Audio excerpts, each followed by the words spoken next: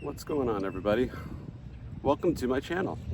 I never thought I would ever say that in my life, but my name is Eli.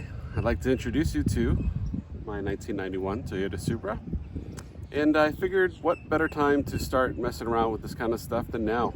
I just picked this up a couple months ago, so I figured I'd document some of the changes. Why not?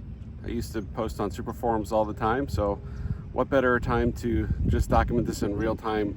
And we've got iPhones now, so why not use the technology, right? So I think I'm supposed to ask you to like and subscribe and all that stuff, but I'm not going to do that. So let me show you around, and thanks for joining. All right, so here's my car. Again, it's a 1991 Toyota Supra turbocharged 7M GTE. This is the original engine, and it's got 109,000 miles on it as of the time that I picked it up. Picked it up in October. Really nice, clean example of the vehicle. I've had several of these in the past. If you're like any other Supra owner that I know, you've had a lot of these. Maybe a couple of them ran, maybe a few parts cars, maybe some projects, but I went a different route this time. I was able to pick this up from a good friend. Shout out to the guys at Induction Performance. This car is basically stock. I wanted to start with something that was nice and clean instead of the traditional route, which maybe a rust bucket or something like that, right? So this car originally came from, I think it was from Tampa. Spent most of its life here. For the most part, it is stock. As you can see, there has an HKS exhaust. I'll show you that in just a second, but it's got a couple small upgrades, which I'll show you in just a second. Most importantly, it does have the head gasket fix, which is a MLS head gasket. It's got the ARP head studs.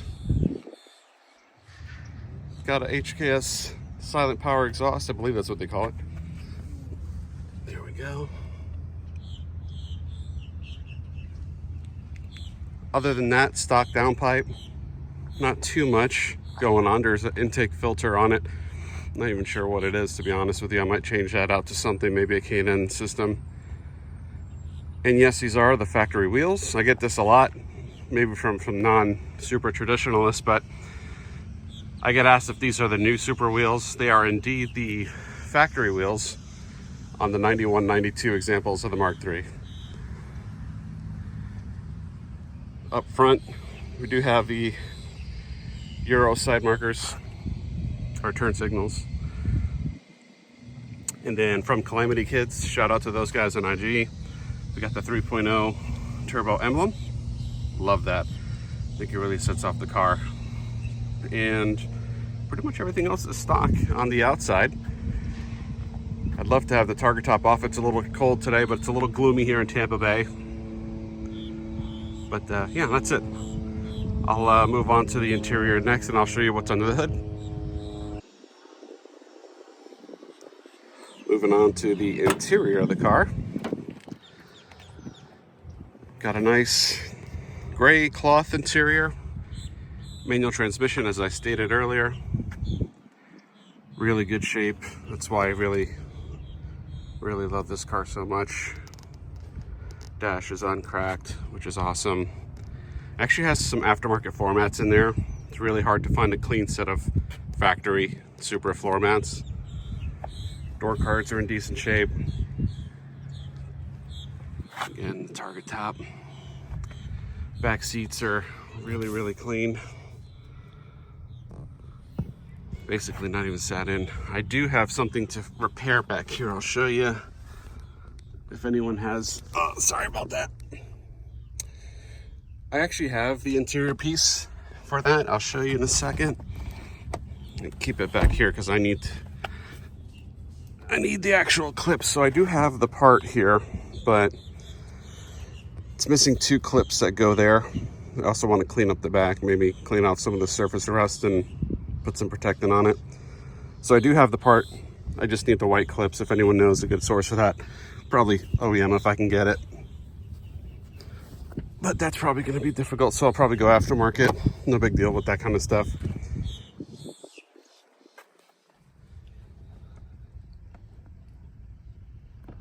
So that's the interior. Let's go ahead and open the engine bay. Here we go. This one-handed stuff is for the birds. I don't know how you YouTubers do this. So we'll go up here, as I said, basically stock 7M GTE in all its glory.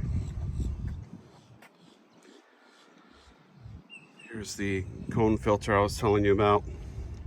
Not sure of the brand. Don't really care, not that important at this point.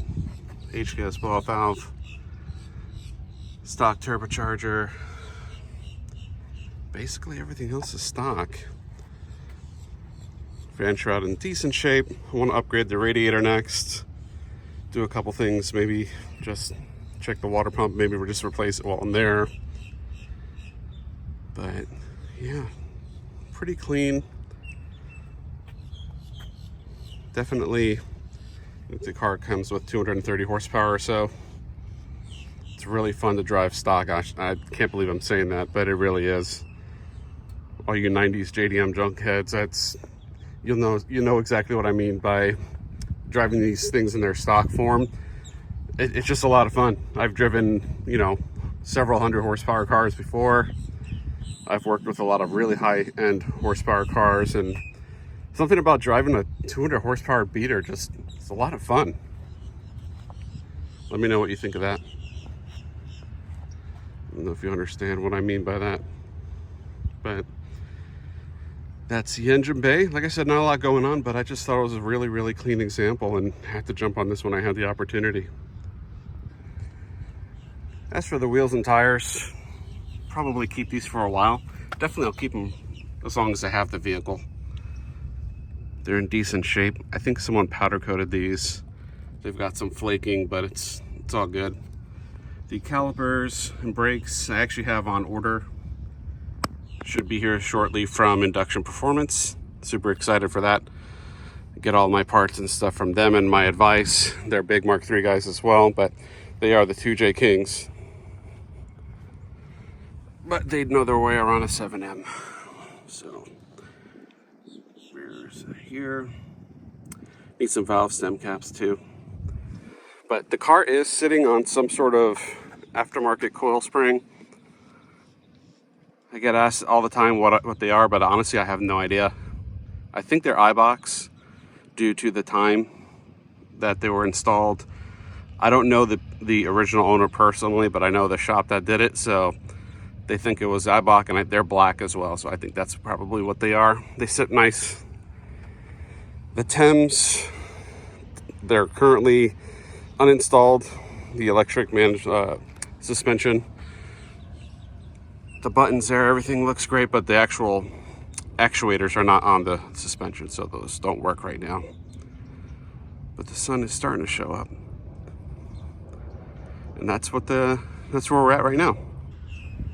So let me know if you guys like the content. This is my first time doing anything like this, and honestly, it's more so for me.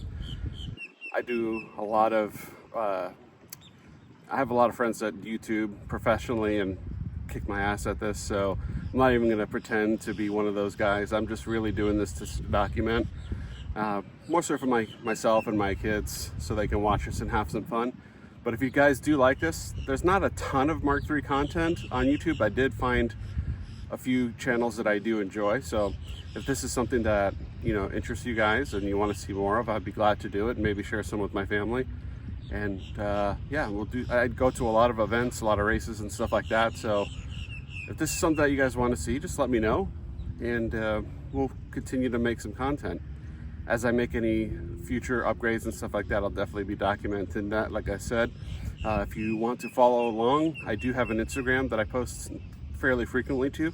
It's at Hey Mark III Guy, Hey MK3 Guy, and I do, like I said, I post a little bit more there, and just wanted to try this out today. I did have the day off, so shout out again to Induction Performance for all your parts needs. They are no way affiliated with me.